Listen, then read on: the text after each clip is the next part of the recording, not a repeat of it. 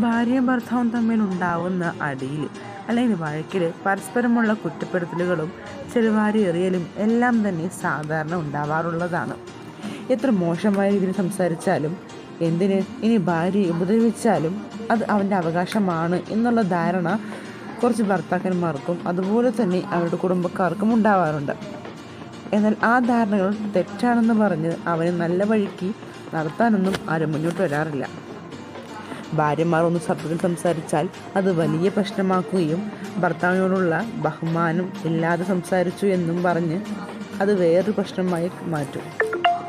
ഭർത്താക്കന്മാരെ പോലെ ദേഷ്യവും സങ്കടവും ഭാര്യമാർക്കുമുണ്ട്. ആ സമയങ്ങളിൽ അവർക്കത് പ്രകടിപ്പിക്കാതെ ഇരിക്കാനും സാധിക്കില്ല.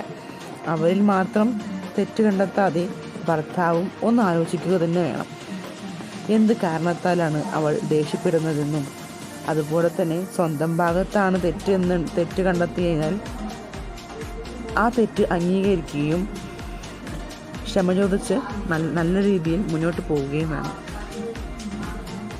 നമ്മുടെ വീഡിയോ ഇഷ്ടപ്പെട്ട ലൈക്ക് ചെയ്യാനും നമ്മുടെ ചാനൽ സബ്സ്ക്രൈബ് ചെയ്യാത്തവരുണ്ടെങ്കിൽ സബ്സ്ക്രൈബ് ചെയ്യാനും മറക്കരുത് കേട്ടോ.